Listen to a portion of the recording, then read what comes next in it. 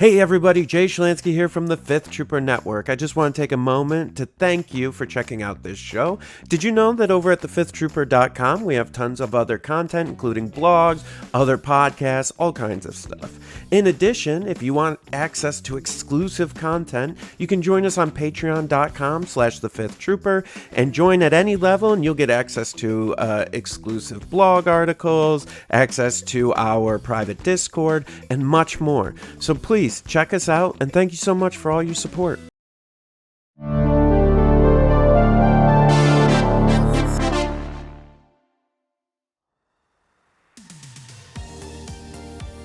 Welcome to the Notorious Scoundrels, a Star Wars Legion podcast bringing you the latest news, general perspective, and competitive discussion.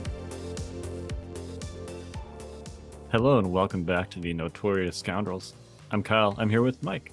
Hey, how's it going? It's awesome. Still Invader League's winding down, getting ready to play the finals. So that's cool. And awesome. Other than that, yeah, things are going great. How are you doing? Good. I'm good. I went to New York last week and I just randomly dropped into a local game store and watched some dudes play MCP. So that was interesting. That was an experience. Yeah. My first real exposure to MCP. So you're just like into all of Atomic Masses games now. Yeah. Well, I've yet to experience Shatterpoint. I know. We got to make that happen. Or X-Wing for that matter. So wait, whoa, you never played X-Wing? No. Not a single game. My first FFG/AMG game was Legion. I came over from GW Games, so I came over to play Legion, and yeah, in my 5-6 years of playing Legion, never played one game of X-Wing. That's which, fair. I don't know. I just whenever I was somewhere with gaming time, I played Legion. So yeah, I remember bullying you into playing Armada online a couple times. Yes, that I have played. Wow. Which was super fun. Yeah. But yeah, X-Wing is the final frontier as far as the AMG Star Wars games is considered for me that I have not yet played. So okay. Yeah, I don't know. One day. Someday. So yeah, but I can say that I've experienced MCP and that the miniatures are ridiculous. Oh, they're so good. Give us some of those, man. Not make it so that our Ewoks have custom poses like all those sweet MCP things. Dude, I have them right here. I finished putting the Ewoks together. I don't usually I've not criticized the Legion sculpts in a while because they have generally been great. But like, first of all every single Ewok is left-handed. Which baffles me. Like, I mean, whatever. But yeah, I get you. Is there some kind of genetic reason they're all left-handed?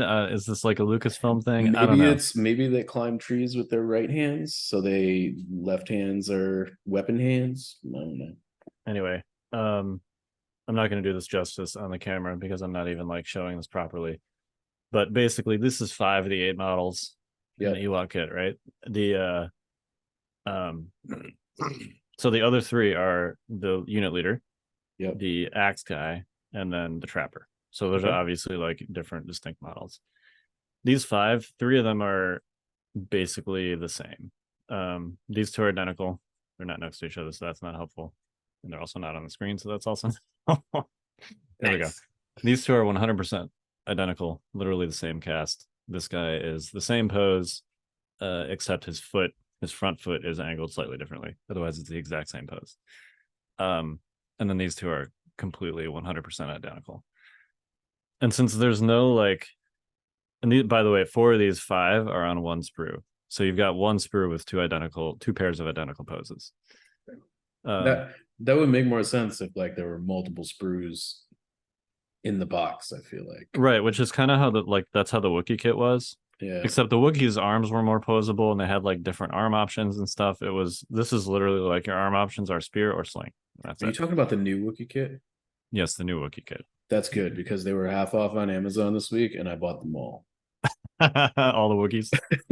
Yeah, they were. Yeah. Look, man, for like $18 a box, you really couldn't go wrong.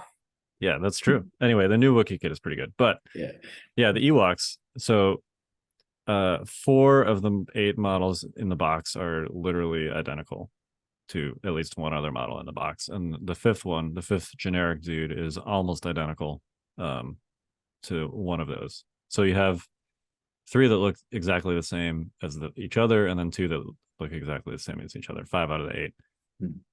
And these are all the generic guys, right? And there's no normal extra Ewok. The extra Ewok is your trapper. So even if you take, best case scenario, you take like all of the extra dudes, right? So 3 out of your 8 Ewoks are the special dudes. That essentially means that like more than half your army, 5 out of 8, are copies of each other, or copies of 2 different minis. Do you think these Ewoks just like came from Camino and not Endor? But then they should have token sharing, Mike. I mean, don't they sort of with what's C3PO's ability? He's got like I'm like a masterful god or something. He just hands out search tokens. That is not remotely the same as token sharing. He also doesn't what's his face have aid? Yes. Logray has aid, which is good. Don't get me wrong, but also not token sharing. No, it isn't. I'm reaching here, but I'm so yeah, I know. Anyway, I'm a little disappointed. If I was playing an Ewok army, an all Ewok army, I might go through the trouble to try and like, switch some hands or something. I don't know, because having like more than half your models in your entire army be not only like monopose but the same monopose would be frustrating to me. Yeah, I bet you there's a ton of third-party stuff out there too. Sure. Yeah, not that we're advocating for that. No, but yeah, I don't think it would be that hard to like chop off the spear bits and like put them in the other hand, and I don't know. Sure. Yeah. Anyway, I was a little disappointed in that kit. Luckily, at least for now, I'm not playing an entire Ewok army, so it's not a huge issue for me. But anyway, that was a tangent I did not intend to go on this episode. But it's okay. I brought it up for a reason. You did. Yeah. So we are not going to talk about hobby or posing or sculpts on this episode. We're going to talk about turn 0, or as it's called, turn 0, but basically the setup / veto phase, and more specifically battle card vetoing. We're not going to talk about deployment or anything like that. We're literally just going to talk about turn 0 and which cards to veto for which lists and why. We're going to go through some live examples. I feel like this is, to me, one of the most interesting parts about Legion, because most other games don't have any kind of, most other games have static objective setup, or they have random objective setup. And of course, this isn't just for objectives, right? It's for deployments and conditions. I feel like this is one of the most unique and interesting part about Legions to me. It's also one of the ones that takes the longest to master, to the extent that I feel like I could still improve in this area after playing for 5 years. I feel pretty confident that there is not a single person that plays this game that is like perfect at this. I would go as far as say it's impossible to be perfect at this. Yeah. And I think this is probably one of the, like, if you feel like you're a really good Legion player, if you're one of the best players in your local meta, and you go to a convention tournament and you get wrecked, this is probably the reason. I feel like this is kind of like the Final Frontier is the wrong word, but it's kind of like the thing that takes the longest and the most reps and the most exposure to different people and different lists to improve. There are things like positioning and timing and all that stuff that comes earlier in your Legion experience, and that you can practice against fewer, less varied people.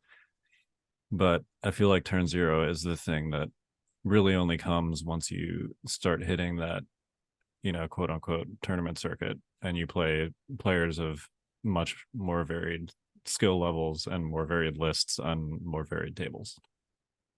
Yeah, so I agree. And I think like being able to navigate turn zero in such a way that is advantageous to you allows you to like unlock how to use all of the other things, right? So like being able to make it so that you can use the tactical positioning stuff in a way that is more efficient because you chose deployments that make it so that you don't need to give up moves to get into place to be able to start doing that stuff, or and it's completely independent of the board, right? Like the terrain completely changes that every game, Right.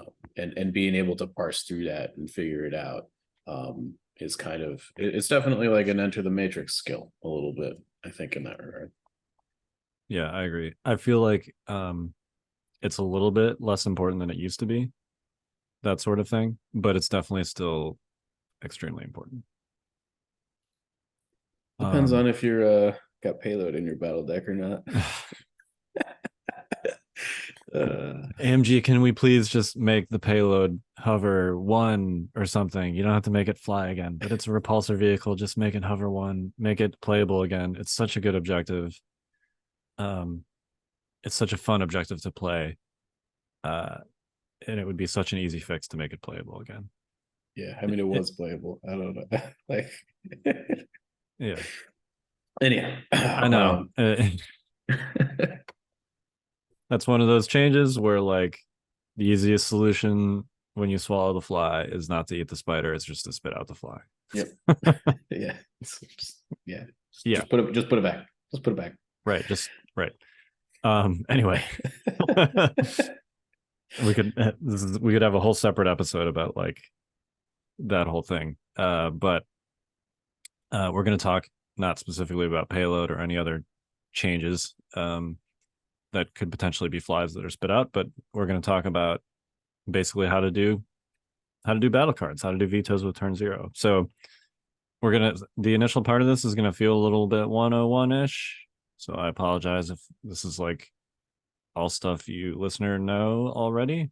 But like we said, this is an area that even I and Mike continue to want to improve at, and nobody has really mastered still after 6 years of the game being out. So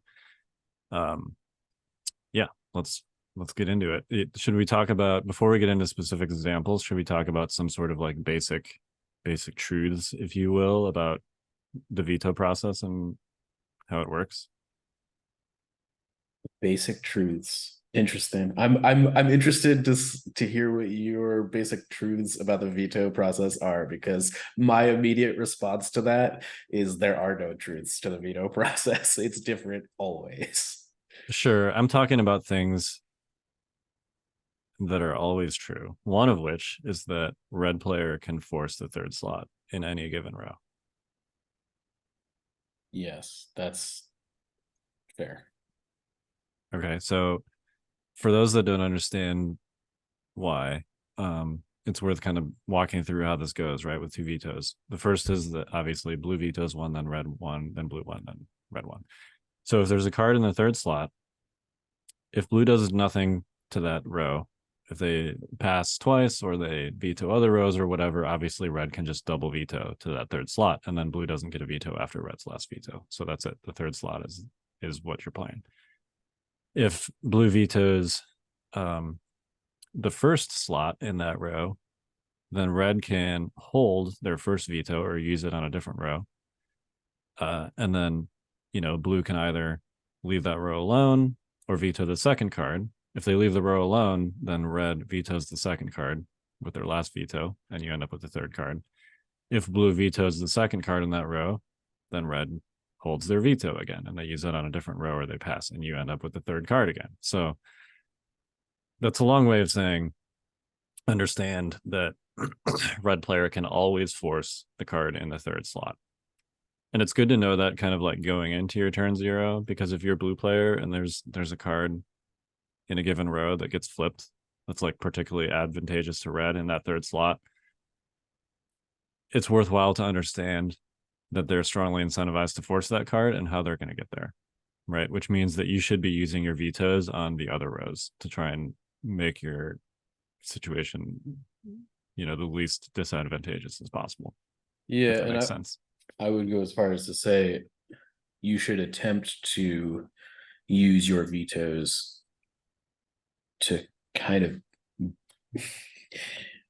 bait them into making a mistake. And like I think there's a little bit of a head game that goes on with turn zero sometimes, particularly because like people are not good at turn zero for the most part. Like your average to above average Legion player is gonna get something wrong in turn zero most games. And like I would say that even like I'm, I would say 30% of my turn zeros still to this day. Like if I could go back and redo them, I would change something, and hindsight's obviously 2020. Right. But I think a big part of it is like if you can, ban to like a deployment that they like really don't want, or what they might think they really don't want.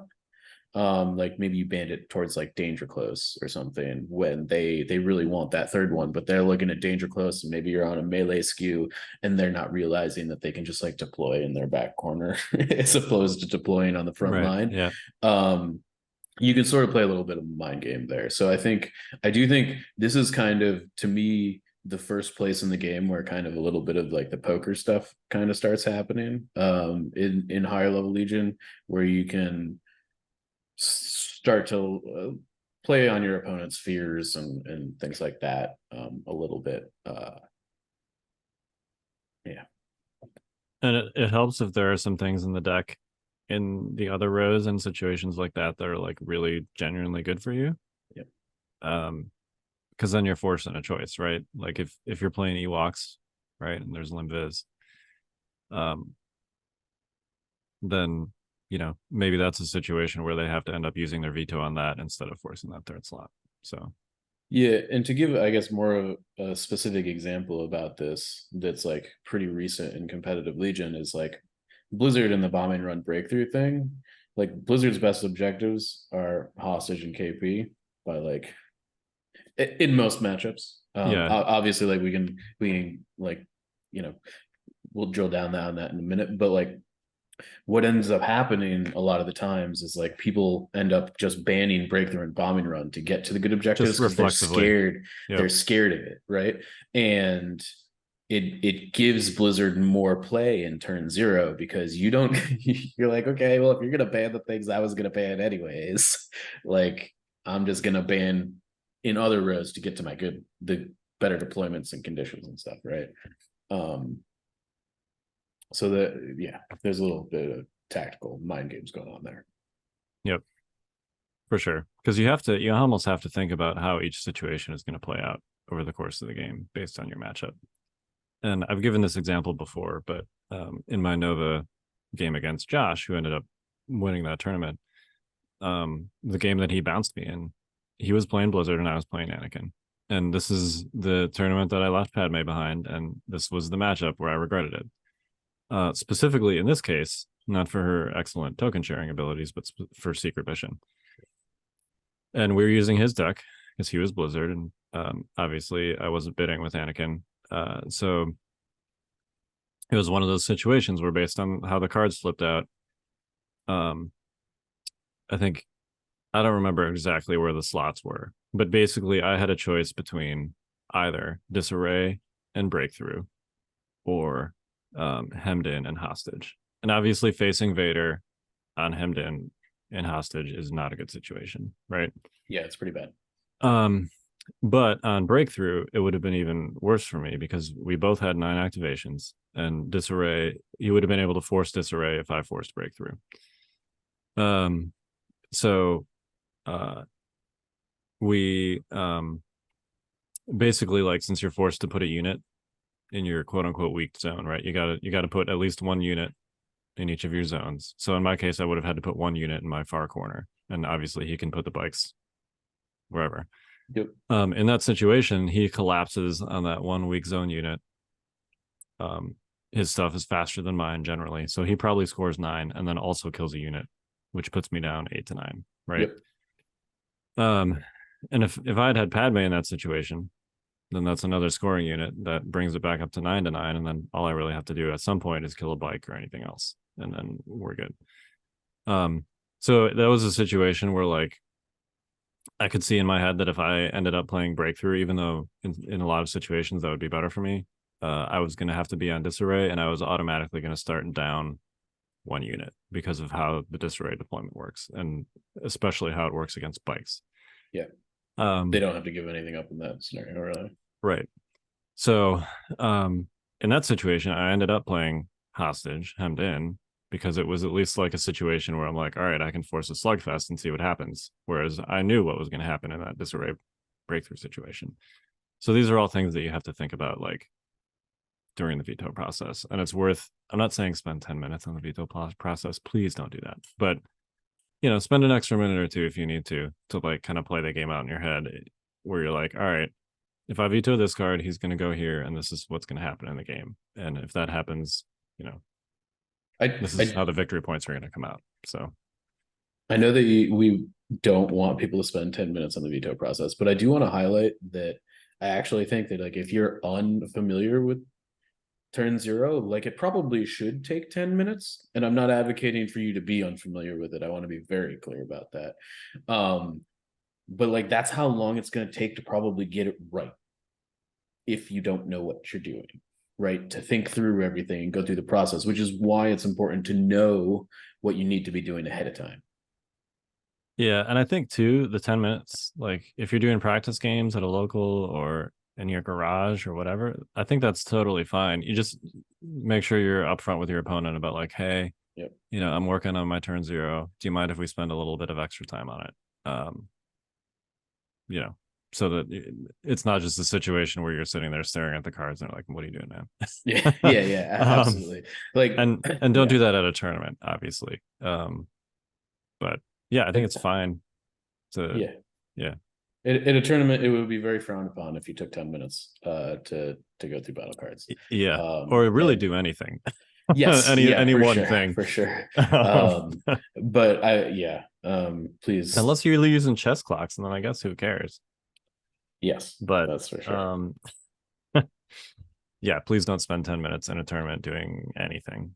But that is part of the reason that this process is hard, is that it is time bound, and it is time bound, and it is a lot of forethought that you have to put into what is going on when you haven't even like you kind of have to like, it's a physical abstraction, right? Like you don't have any pieces on the board, objectives aren't placed, like you have no, like if you can't kind of like put a picture down of what everything's going to look like in each one of these situations as you're going through it, it's going to be really hard to figure out where to get to. Yeah, and this is where visualizing is really important. And I don't just mean like sitting there in front of the table with everything in front of you and visualizing. Obviously, that's very important. But you kind of alluded to how you can do some of this in advance, not just with experience, but I think you can do it like if you're, you know, sitting on the bus or whatever, and you don't have anything better to do except scroll through Facebook. Maybe close the Facebook app and start thinking, okay, you know, here's the list I'm running right now. You know, here's the type of thing I'm doing. And this is how I would handle this particular matchup. If I face whatever, Ewoks, and I'm playing a gun line, here are the cards that are good for me. Here are the cards that are bad for me.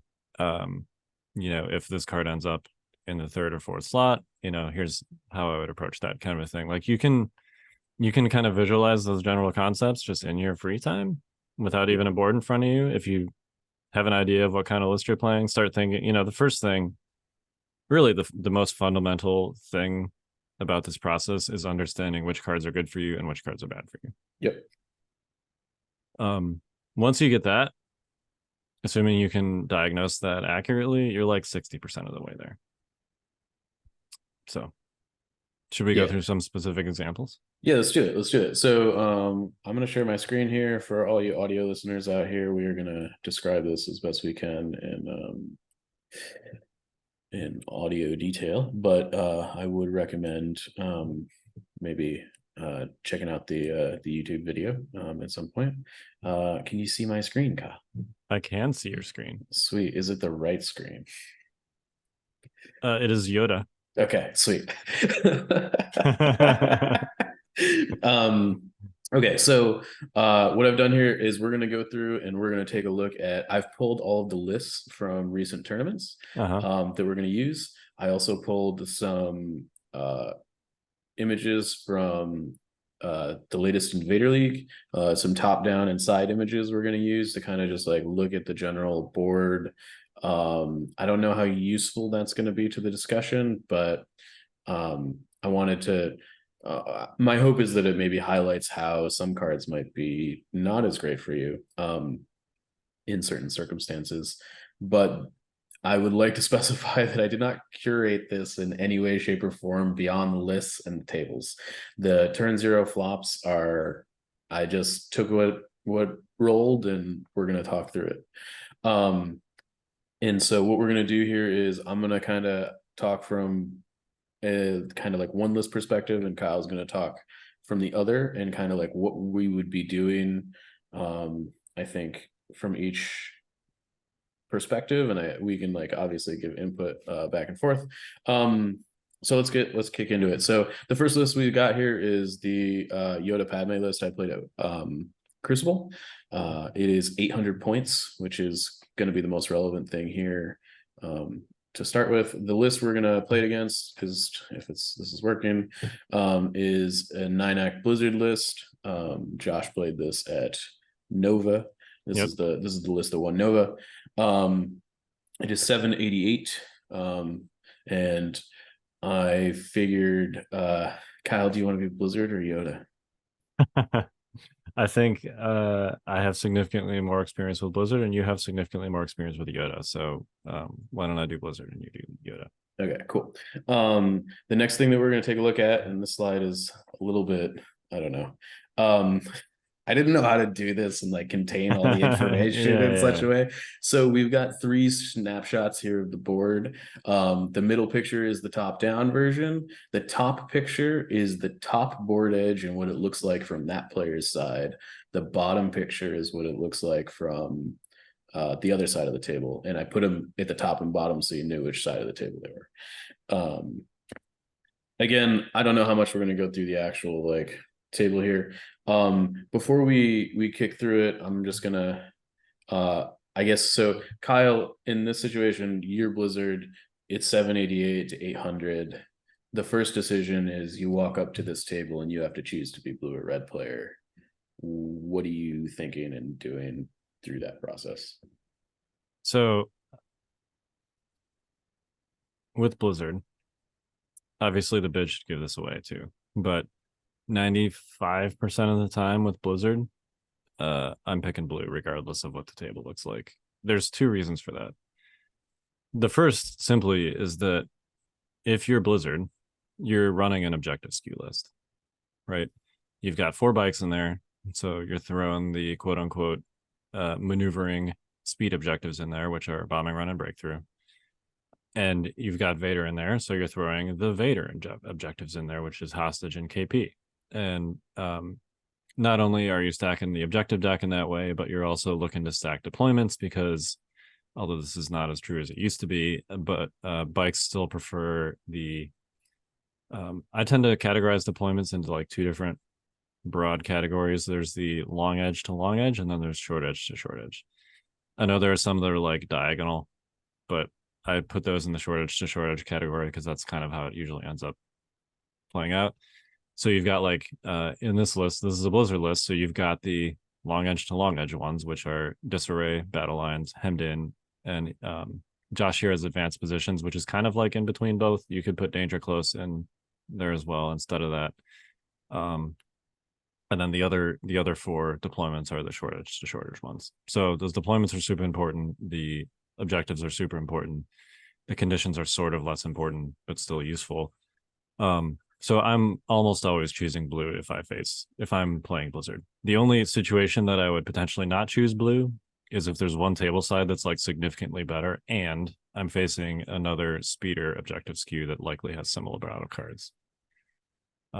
So that's the only situation where I choose red with Blizzard. That's fair. I definitely think that I'm in the same boat there. If I'm you and it's 788, I'm choosing blue every time, specifically in this matchup for sure. Yep. Basically for all the reasons you outlined. Yep. Cool. So you choose blue, which means we're gonna flip your battle deck. But before that happens, I obviously would have to choose a table side here. Yep.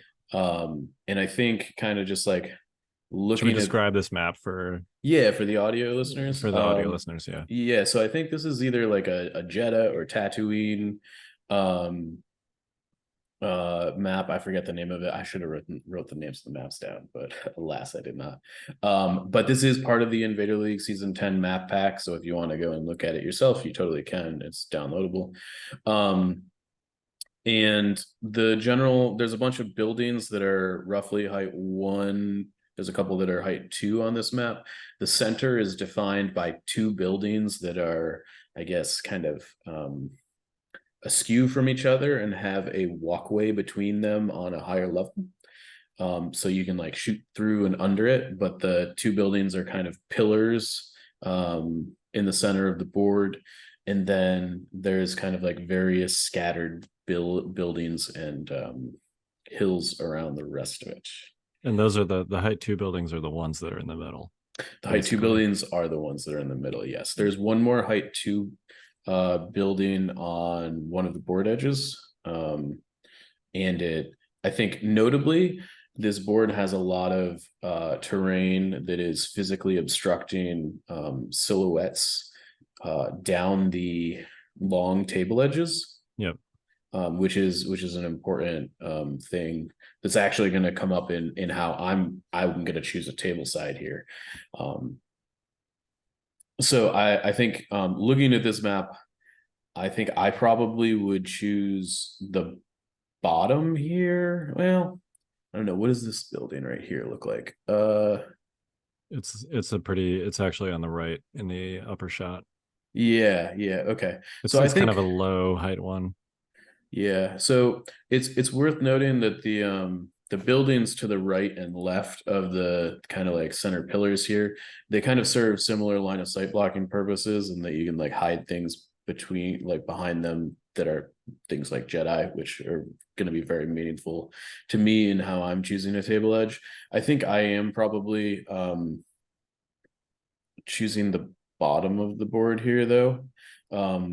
Specifically for the line of sight blocker that is in the on the bottom area of the board. It's a height 2 piece. I can hide Yoda behind it very safely, and then I have another line of sight blocker that I can kind of like kick him up to and then ping over to the middle if I need to. Hiding Yoda and Padme behind line of sight blockers is pretty intrinsic to how the list works, and if you can do that, it makes it so that your opponent just doesn't get to shoot at your vulnerabilities.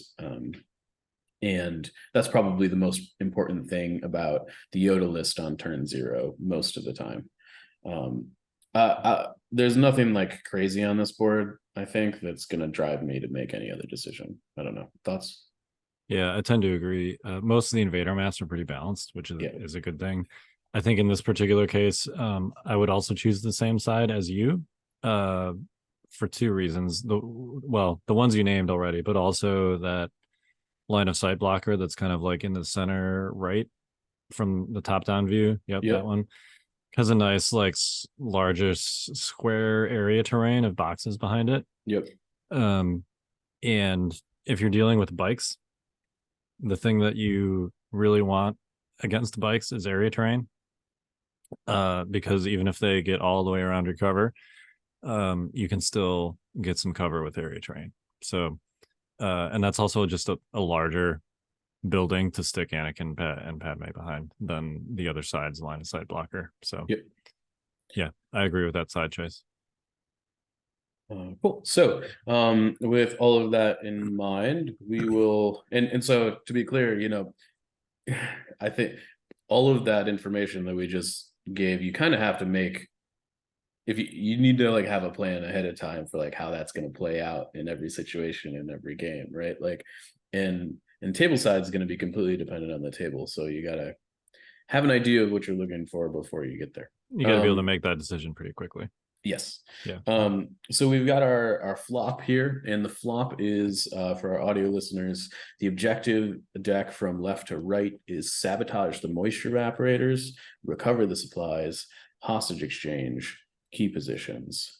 Did I put the wrong Hang on a battle minute. deck Yeah, in this here? is I not think Blizzard's battle oh deck. boy. Oh boy. All right. I put the wrong one in here. I'm sorry. Okay. Well, I'm gonna open up TTS real quick, and I'm just gonna do this. I told you I didn't curate it, right? Like we just ended up with the Yoda battle deck. Yeah, I'm like, I don't like those cards. What is this? This isn't me being blue. I did it, and yeah, okay. Let me just get the JSON real quick. This shouldn't take. Well, while you're bringing this up, quick pro tip: since battle decks are public now, if you don't have like a good understanding of which cards are good for you and which cards are good for your opponent, even if you're blue, look at your opponent's battle deck because they probably brought cards that they like. Yeah, right. Absolutely. So see if there's any overlap between what they brought and what's flipped, and if that's the case, then that might be like a good tip off as to which cards they think are good for them, if you don't have a good sense of that yourself.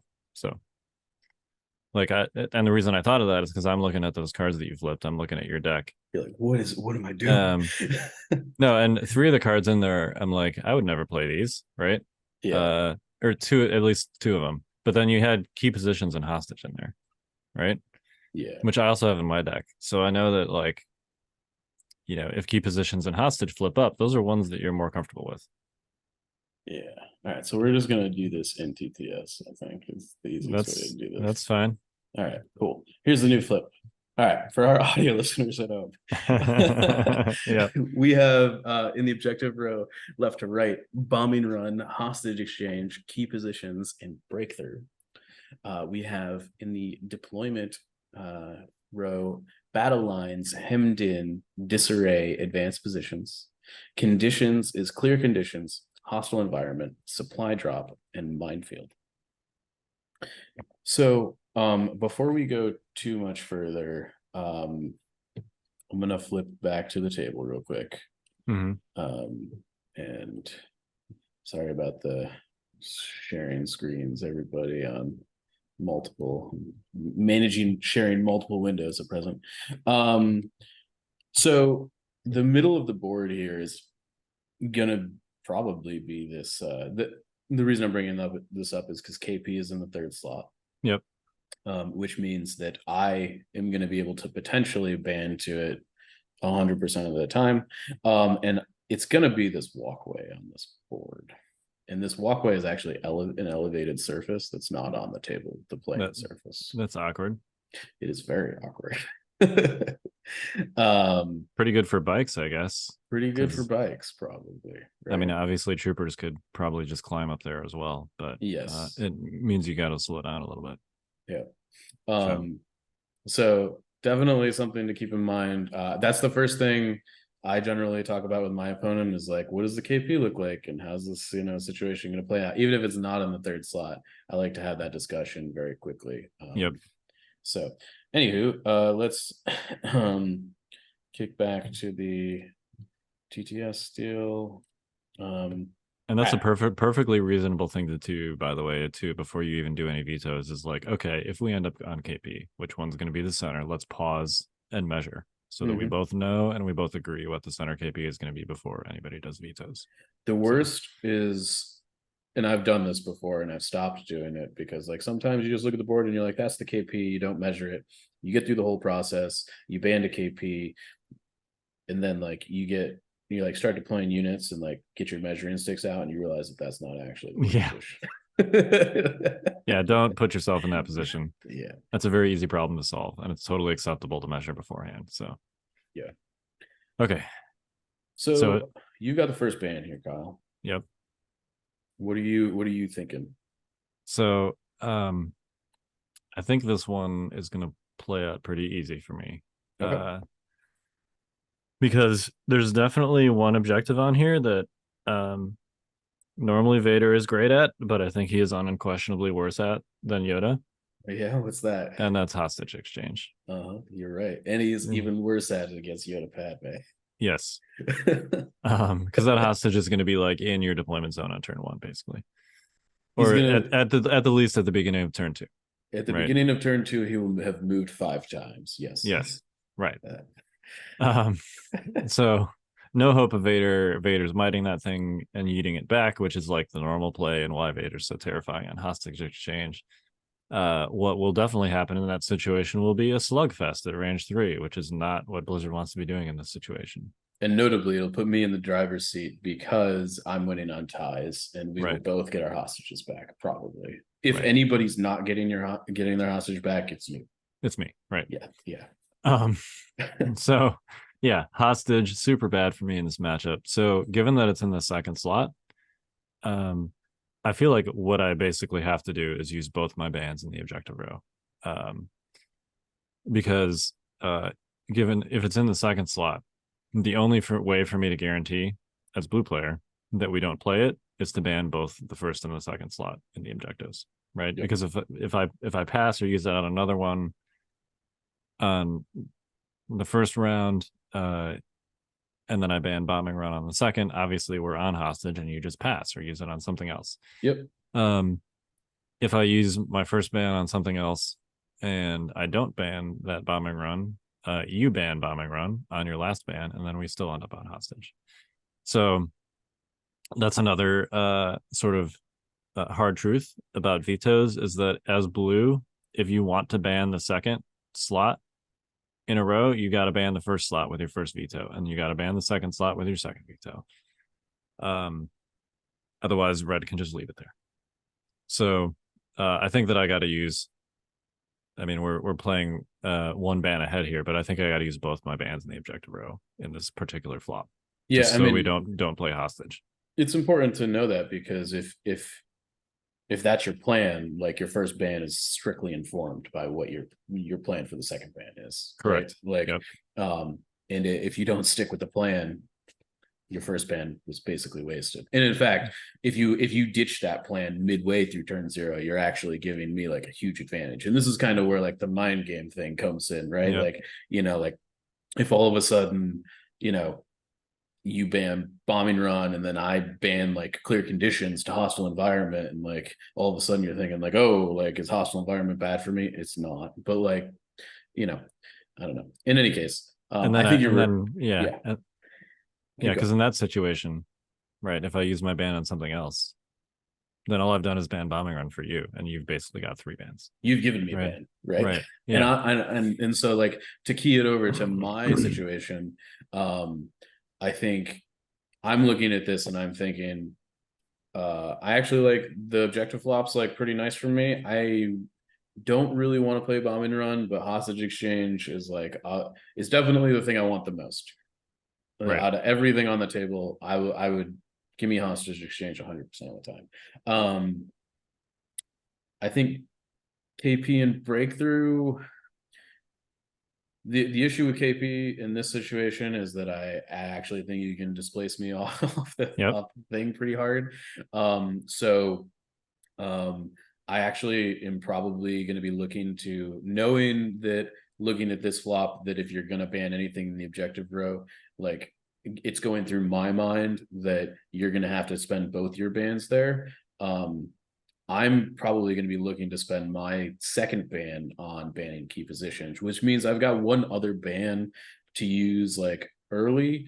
Hemmed in is pretty much just not an ideal place to like banning battle lines to hemmed in. Not great. I don't love it. Especially on breakthrough. Hemmed in on breakthrough as red is pretty difficult, simply because blue can kind of just like divert to either your weak zone or whichever zone you don't put units into. So it's interesting. So I generally agree with you. What I found with the Yoda list is that hemmed in actually forces your opponent into a very small pocket, and it's hard for them to get away with all their units. And I can generally scope a unit. That's fair. But I think generally speaking, I would be looking at battle lines and hemmed in and saying I don't really want to give him a better deployment than battle lines, which is what banning two hemmed in would be doing most of the time. Right. And then if I have a choice between playing on clear conditions or hostile environment, I've got a bunch of Courage 1 clones. You've got a bunch of dudes with Compel. Hostile environment's just pretty much strictly worse for me. So I think with all of that, knowing all of that, I think I'm probably going to pass on my first ban. If you ban Bombing Run, I'm passing on my first ban action. Right. Yep. If for some reason I don't ban Bombing Run, then you're banning Bombing Run with your first ban. No. No? Oh, because you could use your second ban on that, and then we'd be stuck on hostage. Yeah, you're right. Yeah, so if you don't ban Bombing Run, I'm banning clear conditions, I think. Because that means I can spend my second ban on hostile environment and I can get supply drop, which is just dope as hell for my deck, for my list. Arcs with marksman and like for other free aim tokens and stuff. Like the supply deck for the Yoda thing is like pretty stellar. Sure, but would you take that to pass up an opportunity to take hostage? I wouldn't be, because you would have already passed on. I mean, are you saying that you would have just like passed twice? Well, in a situation where I don't ban Bombing Run on my first ban, then you can force hostage, guaranteed, right?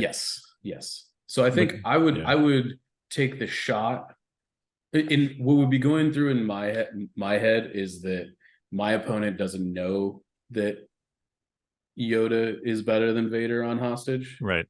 It is how I would be interpreting that situation to be, which means that I would be like, okay, they're going to ban a hostage exchange because Bombing Run is like, I think the Bombing Run matchup is like pretty even for both sides. I can probably get a bike before it drops a bomb.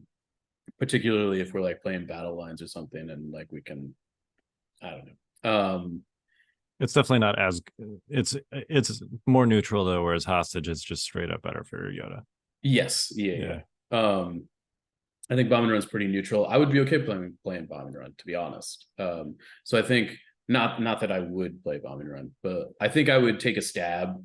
I generally am like let's roll the dice and we'll try and high roll the situation as opposed to not. So I think I would ban clear conditions. If I was playing against you, I'd probably ban. I probably wouldn't do that. Because you know what I'm gonna do. But I also would have known that you'd made a mistake already. Sure.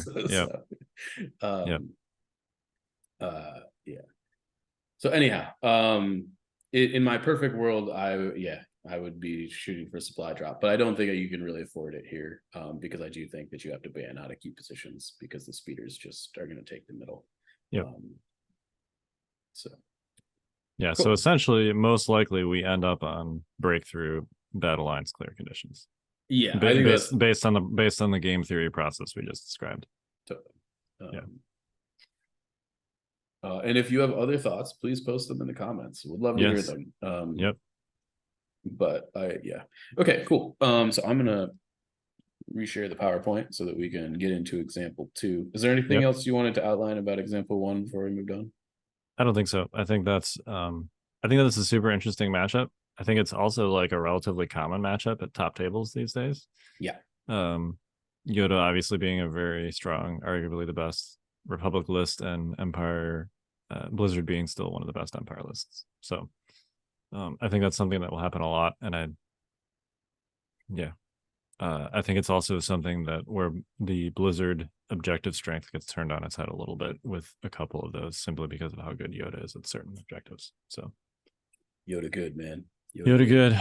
Yeah. I'm looking over at my whatever 15 rebel units that I got to paint before PAX if I want to do this crazy rebel situation, which we're looking at pretty close to now. Yeah. And then I'm also looking at Yoda's box and I'm like, that would only be one model to paint. Yeah, indeed. That is accurate. It's a small one too. I know. It's a small one. And a fun one to paint. He is super cool. So I don't know. Anyway, we'll see what happens. That's all I'm gonna say. So our second example here, our 2 lists are also lists. I pulled this first one from Nova. This is Nick Bodner's Rebel Cassie and Ahsoka list from Nova. So Cassie and Ahsoka, K2, some vets, double FD cannons, which is why I think this one was like specifically interesting.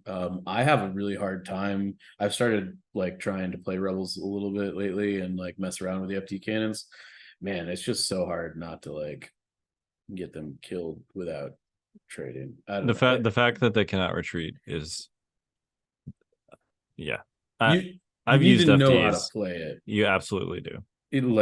It's definitely workable. I'm not saying it's bad by any means. It's just like you have to be very careful with how you place them on the table. Yep. And I want to talk about that as we go through like the board and stuff too. Yep, that's good.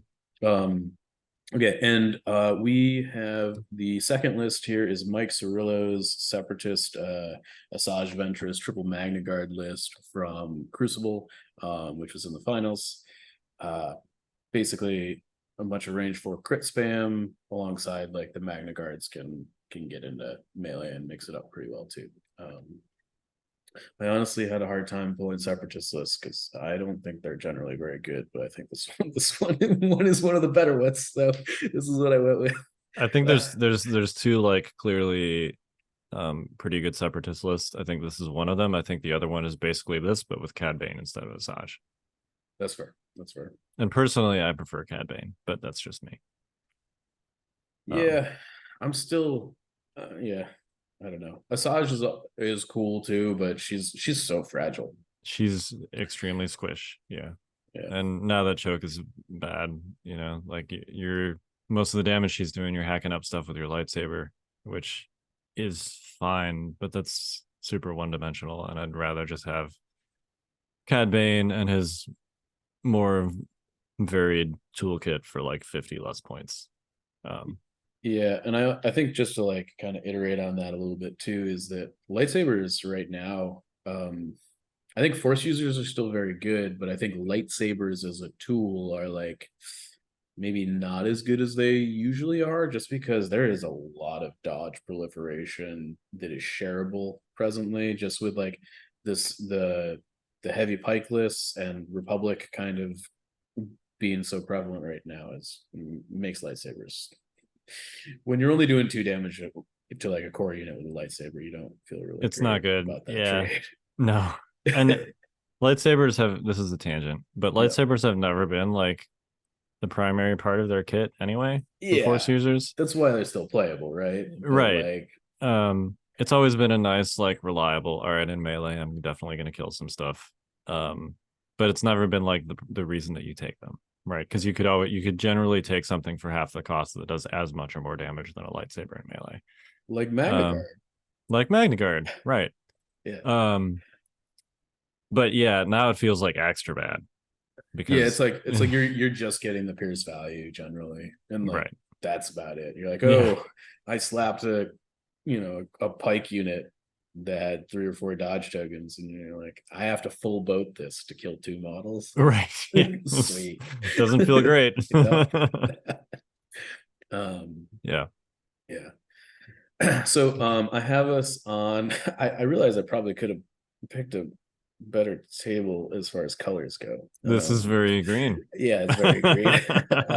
This is Lamu from Invader League season 10. I wanted to pick is this the one where Krennic lands and shows up and tries to recruit? I think so. Yeah, I could be wrong. But I believe that's why the shuttle is on the board with the huge wings. Yeah, that makes sense. Yeah. Yes. So for our audio listeners, this is very, I mean, I guess as Kyle described it, it's very Rogue One, Krennic landing in a field. There's some scattered buildings. I think the big thing with this board is that there's some walls that break up a couple segments of the board and make it so that there's like 6 to 8 inches to play with where you're completely obscured on some angles. Yeah, there's a lot more light cover, I would say, on this board than on the previous board, I think. Yes. Which it's a little bit more open, but there's still enough line of sight blockers, I think, to do stuff. So would you like to play as the Rogue One Rebels or Asajj and her cronies? I would like to play as the Rebels simply because it's very similar to what I'm looking at for packs potentially, Okay. hypothetically. Cool. So yeah, All I right. realize that puts me in the position of having to bid again, but That's fine. All good. yeah, I like know. being red player, so I know. it's all Yeah, me. I know. So that doesn't mean you're gonna have the bid. So walking up to this table, you have the option of being blue or red player, Kyle. What's going through your head? So the first thing is I actually would really like to look at the droid battle deck here, which I'm yeah, we can reflip this if you would no well, and the reason for this is I think reflexively most of the time I would probably pick blue, but I noticed that this deck doesn't have limit viz in it. It also has mostly long edge to long edge deployments, which I think I'm okay with in this situation. It does have sabotage, which given that this is an 800 point list is not great. But obviously as red player, you can just, there's no way for blue player to force any given card. So if sabotage ends up really anywhere, you're not going to be forced to play sabotage as a red player. So I think that's fine. And these other ones are okay. We're both 10 activations. So breakthrough's probably fine. It's marginally better for the droids because of the suppression action loss. I mean, you do have 2 FTs. Oh yeah, that's right. So that's not good at all for the rebel list. Because that's literally 2 things that cannot score breakthrough. Yeah. That's right. I'm not used to playing with FTs. So probably the presence of both breakthrough and sabotage, 2 objectives that I would really not want to play in the droid battle deck, means that I'm picking blue, which I'm a little bit sad about, because if you want to go back to the map, I just got done talking about how invader maps are usually pretty balanced. I don't think this one is, to be fair. Yeah. This one very much looks like not balanced, to the point that even now, as I'm looking at it, I'm considering picking red just to do a table side. It helps a little bit that I'm gonna just look over my own PowerPoint here at the deployments that this Cassian list has. Okay.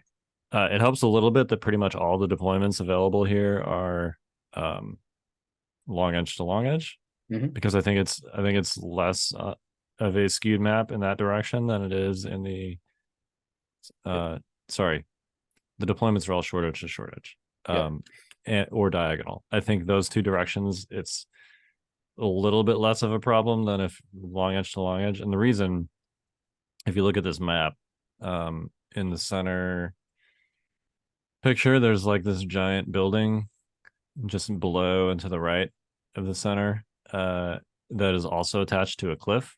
Yep. And if you look like at the top picture, it's really either the top or the bottom picture. It's clear that cliff offers like a really good view of the middle third section of the map. Yep. Which is just a really strong position. And it doubles as a line. It's a cliff with a line of sight blocker attached to it. So that's just a really good position. And I would very much want access to that position while playing this map. I think that I will still pick blue because of those 2 objectives that I really don't want, but I will be very sad about it. Yes, because I'm immediately going to snap off picking the bottom board edge here. Yeah, because I played on this map several times, and this line of sight blocker is as good as it looks. Yeah. And you do have to move a bit on most deployment. I mean, I guess if you're playing like major, I don't even what do we you've got in a AP long march, major offensive, roll out. Ooh, long march, roll out. Sign me up. Yeah, you can pretty much deploy right on top of that thing. Yeah, sign me up. The good news is on the left side of this map, as you're looking at that center one, there's 2 longish walls that kind of bisect that area that look like you can probably hide from that cliff section behind. You can. So yeah, I mean, that helps a little bit. Don't get me wrong. I think the problem is that most of the things that you're going to be able to use as like firing positions from that side of the map are light cover. because walls block line of sight, and obviously depending on the angle, you can get cover from them if you just touch them with your toe, basically. But it's going to be less useful as a firing position than that cliff. Yeah, so I also think it's like additionally a little bit awkward for you, and maybe not awkward. I don't know. I don't play with FDs enough, but most of the line of sight blocking terrain here, I think. I mean, aren't these the FDs? I'd actually, I guess, have to go into the mod and look at it. Are the FDs taller than those walls? I think so. Yeah, they might be. Yeah, yeah, which means it's less of an issue. Yeah. But I actually think that you were bringing this up when you were talking about taking blue, but I do think that generally, like, making sure that your FDs have good lanes is also like very like important. Like you're talking about picking a board side and where you want your stuff to go. I do think that the rebel list might choose red more often than most lists that bid, just because I think a lot of times picking a table edge is going to allow you to deploy your FDs in better lanes a lot of the time. Yeah, except it's awkward because FDs really hate certain objectives. 100%. 100%. So yeah, you definitely have to get an objective deck. Your opponent has to have an objective deck that you want to play. Yeah. For that to happen. Yeah, don't get me wrong. I think FDs are good. They're exceptionally efficient for the range. For the attack pool at the range that you're getting, there's really no other comparable range 5 attack pool for this price point. Or at all really at range 5, because most range 5 is like snipers, which are 2 dice. But they have some real drawbacks, and this is why I don't like FDs. They make turn 0 just incredibly awkward for you. They do. So, which I guess is fine given how cheap they are and what they're giving you with the ranged advantage. But yeah, personally, I don't like them for that reason, because I would really like to choose red in this situation, and the FDs just make that impossible. Yeah. I mean, that's part of the shtick, right? Yep. All right, so let's flip over to the battle flop here, and I think is this the right one this time? Is this? Yes. If it doesn't have breakthrough in it, then it's the right one. Okay. Yeah, there's no breakthrough. This is the Cassian deck. Yeah, this is Long March. Cool. Yeah. I just was like, it's like recover the supplies. This kind of looks like the Yoda one, but it's not, because the recovery is here because of K2. Cool. So for audio listeners, we have in the objective row, we have sabotage, KP, intercept, recover the supplies. Deployments are rollout, major offensive, long march, advanced positions. And then in conditions, we have supply drop, clear conditions, rapid reinforcements, and fortified positions. You've got the first ban, Kyle. Yeah, so it's worth noting, this is definitely one of those situations where you'd want to establish what the KP is. I think if you look at the map, it's going to be that area terrain with the evaporator things right there. I'm pretty sure it is too, yeah. Which actually I think is helpful for me with the particular board edge, because as good as that cliff is as a firing position, it's kind of difficult to get off that and around that building towards that KP, whereas it looks much closer to like the areas where you can kind of hide behind those walls going from short edge to short edge. So I think KP is pretty good for me in this situation. I think so too. If we go back to this flop, really the only card I think that is actively bad for me here is sabotage. Simply because you got 800 points and I have 799. Yeah. And FDs are hard to retreat. Well, they're not hard to retreat. They're impossible to retreat. So FDs can be kind of a liability on sabotage as well. Yep. So I would probably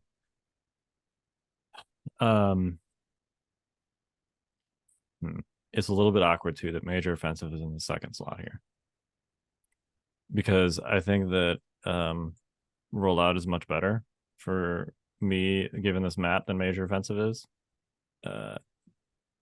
just because I want to be able to use that longish wall that is like on the bottom of the screen, that one. Yep.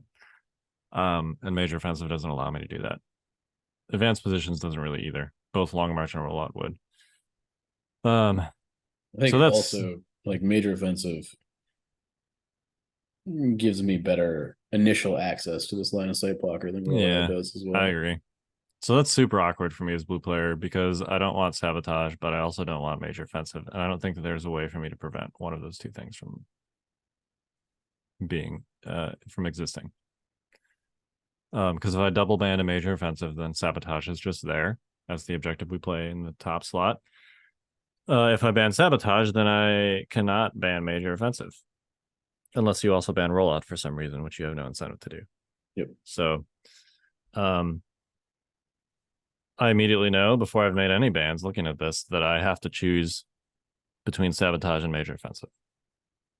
And decide which of those is the lesser of two evils. And I think it's probably major offensive. Is the lesser evil. Yes. Yeah.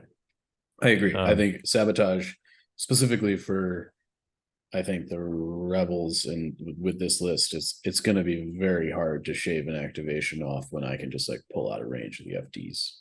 Yes. Yeah. So I think, but key positions on the other hand is good for me. Yep. So I think what I do is pass probably. Supply drop seems neutral. That seems pretty equally good for both of us. We both have robots and non-robots. So. Yeah. We both have things that can infiltrate or at least get very, very close to boxes very quickly. So yeah, I think that I pass because I'm okay with rollout and I'm saving my second ban for sabotage. Yeah, so I think with that, I mean, in my mind, there's no way. I mean, like, if you don't ban sabotage, I'm just like getting a Christmas gift, like a month early. So I'm just gonna assume in my head that you're probably banning sabotage, and if you don't, great. I'm okay with that. I definitely am not gonna ban it. I'm definitely going to make you do that. So on my end of things, looking at supply drop, clear conditions, rapid reinforcements, fortified positions, I think for me, rapid and supply drop and fortified are all like pretty samey as far as like how good they are for me. Fortified, make sure that like my droids that don't get suppression cover will always have cover, but it's like way too far away, so it doesn't really matter. Rapid reinforcements, I feel like in this specific matchup, rapid reinforcement magnas would be cool, but like I also don't want you to be able to rapidly reinforce your FDs into like super sweet spots. So I don't think it's really I don't think it's worth double banning to rapid because supply drop's already like pretty good for me. I don't know. And I think that just kind of brings us back to like, I don't really care about what's going on in the objective row because I'm already in the best place I possibly could be. In the condition row, it's like very similar. So I'm really just looking at the deployments, and I think I'm kind of in a similar situation to you. Is like, I think major offense is like really good for me. And what I don't want to have happen is to end up on key positions looking at the middle of the board. So I think if I was okay, if the KP was placed differently or like a little closer to me and not so biased towards you, I actually would be very okay playing KP normally. And I think I would probably pass here. With the intent of playing KP after you ban sabotage. However, with how skewed it is for you, I'm going to spend my first ban on banning rollout to major offensive so that I can spend my second ban on banning to intercept the transmissions. Yeah, and actually in hindsight, so then I would spend my second ban on sabotage and you would spend your second ban on KP. Yep, pushing us to intercept major O supply drop. Yep. So in hindsight, and this is, we talked at the beginning of this episode how even we can learn stuff from turn 0. I think that I actually should have spent my first ban on sabotage. Because if that happens, then with your first ban, you can either ban KP, and then we end up on intercept. Yep. But I can ban intercept because I still have a ban left. Or you can ban rollout, but then I can ban major offensive, and we're already on KP. Yep. So using my first ban on Sabotage in that situation basically means that if you want to play Major Offensive, then we end up on KP. Right? Yes. Yeah. Yep. So that actually prevents that original using the first ban on Sabotage, even though it means that you can ban KP and we have a lesser chance of playing KP. It means that kind of fixes that initial problem of saying that, well, we're either going to end up on Sabotage or Major Offensive, regardless of what I do, because that's not actually true. So in hindsight, I should have used my first ban on Sabotage.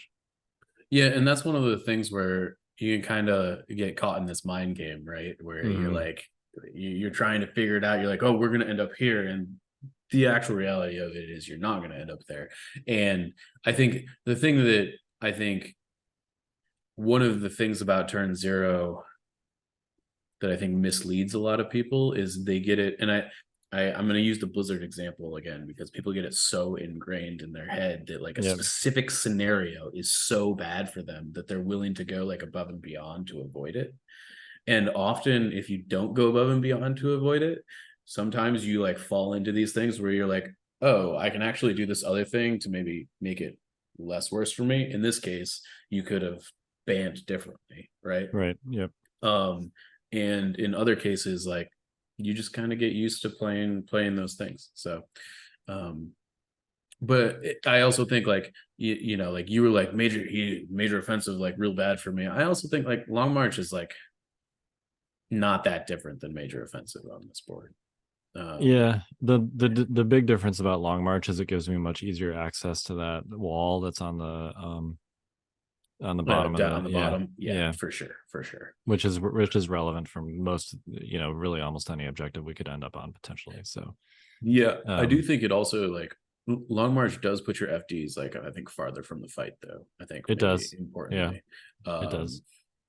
I don't know. So like going back to the FDs, like let's say that we end up on intercept major O supply drop. Like where are you putting your FD drops? Or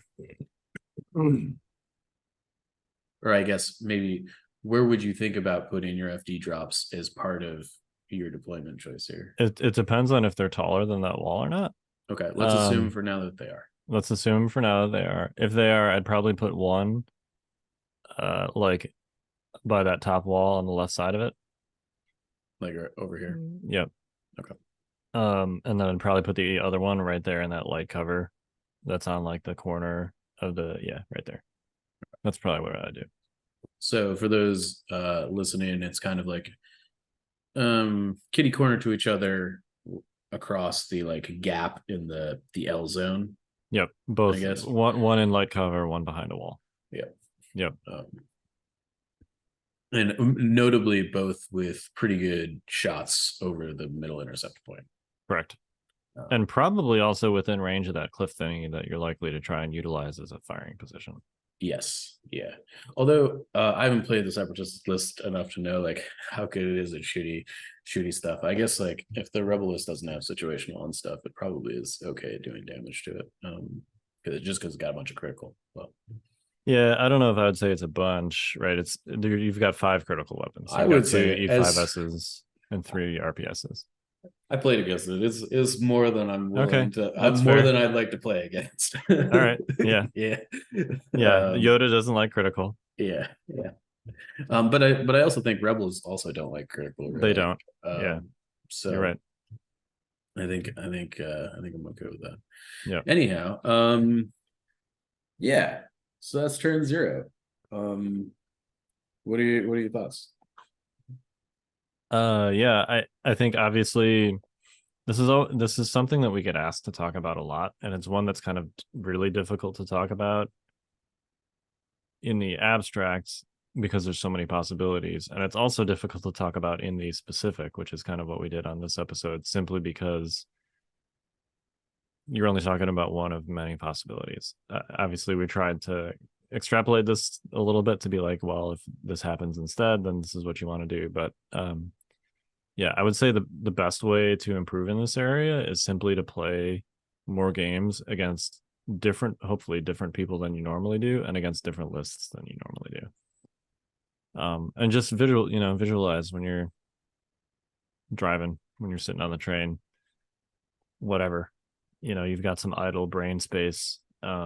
Instead of pulling out your phone and doom scrolling, think about some turn zero stuff. Doom scroll on Legion HQ instead. There you go. Yeah. Yeah, I do think, as with most things, like repetition is the best way to do this. I would, if you're looking to like really get into competitive stuff, rather than playing full games, maybe just, take your like weekly Legion night with your competitive buddies and just be like, all right, today what we're going to do is we're going to play out like turn 0 and turn 1 and 2 of like 3 games instead of playing a full 6 turns. That's just what we're going to do tonight. And I also feel like kind of like round tabling these turn 0 discussions between like within your play group a lot of the time, in a way that we kind of just did here, is also very helpful. Just, sometimes you have to hear somebody else's thoughts to like see how the kind of matrix of turn 0 cards fits all together, particularly with whatever board and whatever matchup you're at, right? There's really 3 huge variables. There's the battle deck, there's whoever you're playing against, the matchup, and whatever the actual terrain is. And those 3 things can like make things that are normally good bad really quickly, or vice versa, Yep. So. For sure. All right. Well, happy Thanksgiving, everyone. That's by the time you hear this, it'll be very close to Thanksgiving. So we will be back next week, which will be our episode immediately before PAX. Hopefully I will have painted something, whether that's Yoda or some Rebel veterans. Regardless of what it is, it will probably involve the color green. Potentially. My Rebels are mostly brown. Okay. All right. It's really funny. I have a very large Rebel list. I played Rebels for the first 2 years of the game at least, and then I've obviously played them several times since then. But somehow I am utterly lacking in painted things that are like the current Rebel meta. That's because the old Rebel stuff is pretty bad. Yes. I mean, right. So all my old Rebel lists are either Rebel Trooper based or Wookiee based. Yeah. Basically. Or T-47 based. Or some combination of that. Yeah. And now it's like Vets and Cassian and Ewoks and Ahsoka. And like, I've literally none of that painted. It's a little bit puzzling that I don't have Cassian painted because he's been out for a while and he's been good for a while. And somehow I have never played him in a major tournament. So that I cannot explain. But the Vets, I do not have any Vets painted. Obviously, I do not have any Ewoks painted. I don't have my FDs painted. So, these are all things like Luke. That's all I have painted for the Rebel. That's not true. No, I have Din and I have baby Grogu. Don't need those. Okay. Right. Operative Luke I have painted. He's actually one of my better paint jobs, if I do say so myself. That's one of those where I did the OSL properly with an airbrush, and I think it looks pretty good. It's he's got his black outfit on, he's got the green OSL, so yeah, it's I think one of my better paint jobs. But no, sadly I do not need Operative Luke. Okay, sorry. Well, if you do, yeah, you let me know. Those are my only 3 Rebel painted minutes. Okay, I appreciate it. I think they're my only 3. Oh, yeah. I've got R2 and 3PO, I guess, as well. But that's only because they're car.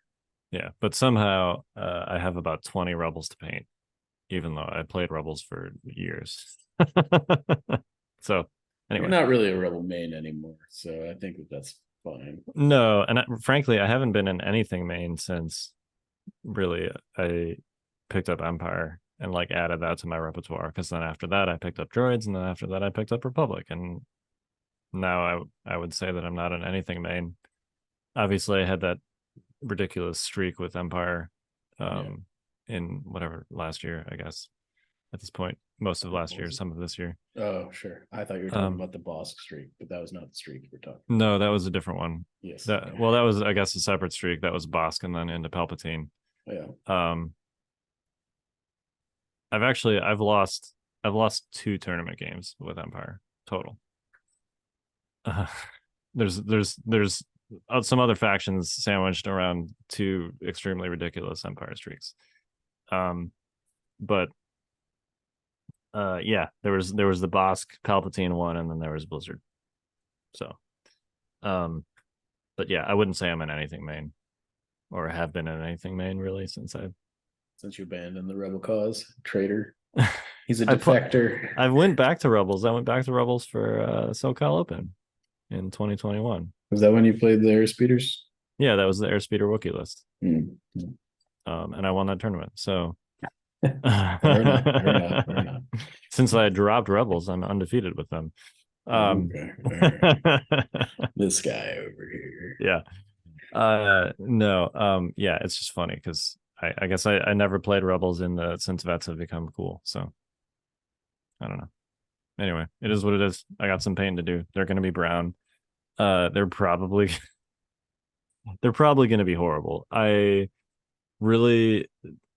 gonna have family in town the next week, and then it's like 4 days to PAX. So probably what I have time to do is like throw 3 colors on them with an airbrush, and then not base them. I mean, if you really need like a rebel army, we can have a conversation. I'm sure that we can find some. I know. I mean, look, Nick played almost the exact list I want to play, and obviously he's not playing in PAX. So, yeah. So there are solutions to yes, this other than you slaving away at a painting table while your family eats Thanksgiving upstairs. We'll see how much progress I make over the next 7 or 8 days, and then we can figure it out. I generally dislike using other people's models for a couple of reasons. One of them is simply that like I got my carrying case set up all working out and smooth, and if I was using someone else's models, unless they all happen to have washers on the bottom, that would like totally disrupt my whole situation. Yeah, so I don't know. We'll see. I like to use my own models. We will see how much. Yeah, I feel that. Might have been a little bit ambitious, but I feel like you're always in this situation. This is maybe less so than normal, or more so than normal because of the scope. But I definitely, the amount of times that we're like talking before a tournament and you're like, oh, I really got to get some painting done, is high. It is high. I think really the primary variable is the free time golf. Yeah. And the fact that it's like 20 models instead of, sometimes it's like this far out 2 weeks. I'd say it's unusual for it to be more than like 6 to 10. Sure. Before Nova, there was some doubt whether I'd get those arcs finished. I got the arcs finished, obviously, but that was only like 6 models. So, although I had to paint some phase 2s too, so that's more like 11 models. 20 is a lot. 20 is a lot in 2 weeks. I would say 1 squad a week is kind of like reasonable to me, especially with Rebels, since they have like cloth and faces and lots of things that are different colors, like clones and droids, and really even Empire.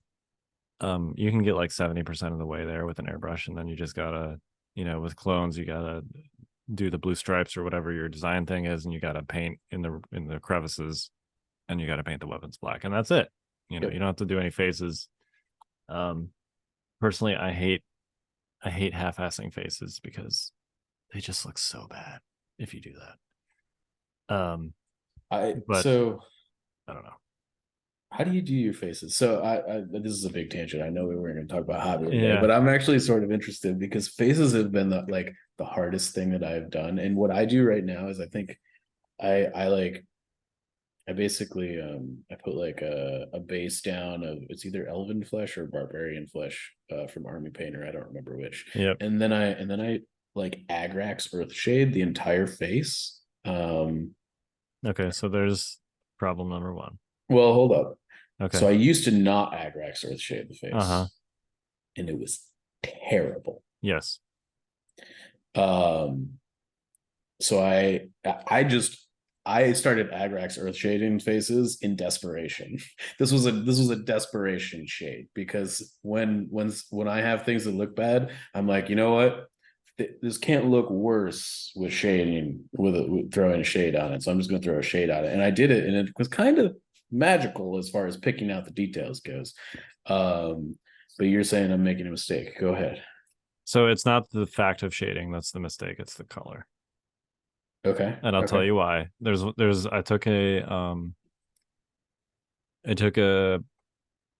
airbrushing class years ago at Nova Open, and the one thing that really stuck with me, other than the general airbrushing thing, is basically like anytime you're painting something living, if it has skin, you got to use red in there somewhere, some version of red or pink or whatever, something that's reddish, to make it look lifelike. So the first thing I do, and I'm sure that your base flesh tone has some pink in it. Yeah, it's very pinky. It's almost too pinky, I would say. Like, okay. it would be my biggest complaint, is that when I wasn't agraxing it, my faces looked like they were like sunburned. Yeah, I don't. They like real bad. Yeah. So I use the Citadel flesh progression. I'm not sure how different it is from the Army Painter one. The base one is this Bugman's Glow. This is like the darkest color. So I base coat this, and then I work, I forget how many steps, 1 or 2 steps upward in like the flesh progression. There's like elf flesh, there's another one that there's like 3 different colors. Sure. So I work like halfway up that chain, and then I throw Reichland Flesh Shade on it, which is like a mix of brown and red. It's like Agrax Earth Shade, but with some red added. Okay. And obviously I need more of this because I'm pretty low. It's looking empty. Yeah. And then I will add like 1 or 2 more layers of like the increasingly lighter flesh tone to the, whatever. After you do the shading. After I do the shading. Okay. That's been my challenge so far, is that like the shading and eyeballs are like a whole nother thing. Eyeballs are a whole nother thing. So I typically do the eyeballs first. You do them first before you shade? Yes. I do them before I do anything else. A skin or anything. And the reason for that is because eyeballs are tiny.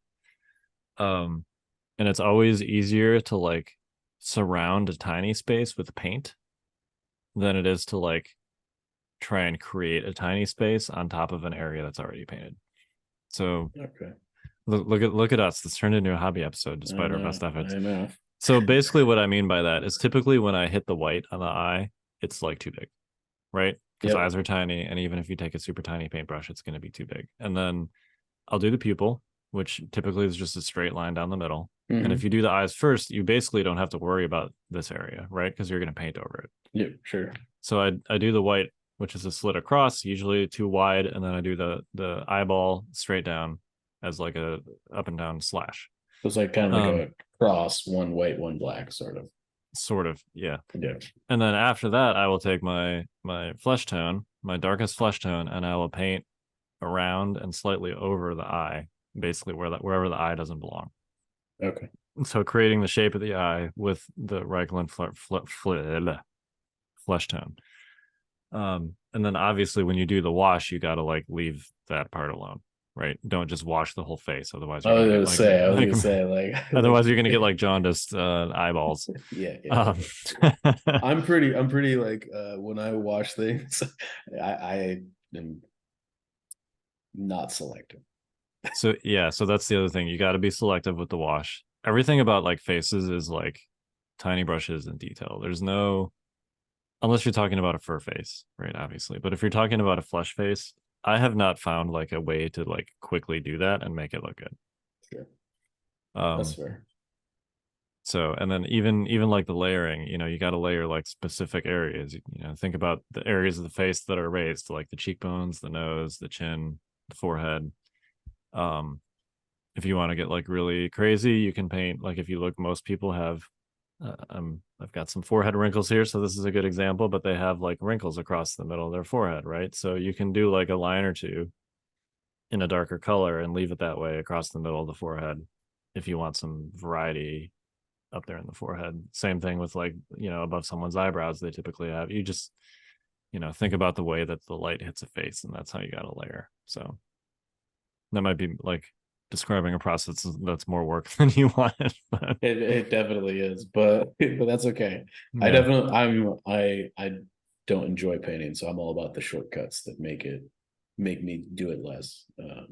Yeah, and faces are one of the things that, like, when they look good, they look really good. I feel like I did a pretty good job here, for example, on Dooku. I know the focus is gonna suck on His this. lightsaber's straight. The real question is how you got his lightsaber stay straight.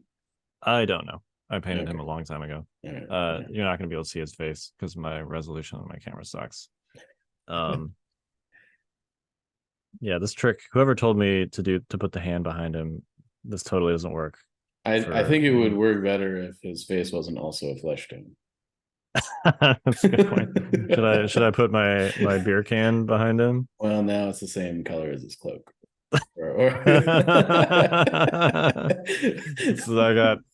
I got nothing here. White or green or something. White. I have white. I don't know. All the white I have access to are like bills, which is I'm not going to put in. Yeah, don't dox yourself here. Here we go. Here's blank white. There we go. Is this? Nope, still not working. No. You suck, camera. Whatever. Anyway, I feel like I'm pretty good at faces. Yeah, I mean, you're pretty good at painting generally. So you've taught me a few tips over the years. So yeah. I definitely will have to try that out. My rebel stuff is gonna look shitty. He says shitty, but it will look just fine. It's maybe unfinished is a better. That is absolutely a better. Yeah, they will definitely not be based. I'm probably gonna have to put like those little animal stickers from Target on the bases to do the unit markings. I, for one, am really ready to fire support your rebels off the table. Very ready. We'll see. You're gonna have to do it one at a time because if I'm playing Han, I'm gonna be using Reckless Diversion. It's okay. I mean, there are tricks around that in the Republic arsenal. I understand there are ways. Yeah. So I'm not worried about it. All right. Fair. Good to know. Yep. All right. Anyway, I really have anything at stake at PAX, so I haven't played Han in a while. Han's fun. I'm super excited to see Han maybe become a little bit more meta.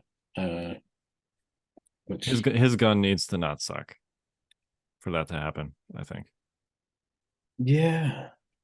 I don't know what you can really. Yeah. Give him sharpshooter 2 and high velocity. Give him high velocity, he says. Yeah, bring it back to that, like, Han just always removes 2 models with each shot. That's how he was when he first came out. And it was like just the right, and his cost has not really gone down since then. So it was just like the right amount of, because it's just quote unquote just 2 models. It's not like he can like wipe whole units at one time. I mean, it's super reliable. It feels on theme for Han. I think pulling 4 clones off the table in a single activation. Yeah, from different units. You can barrier one of those shots, Mike, and then it's only 2. You're right.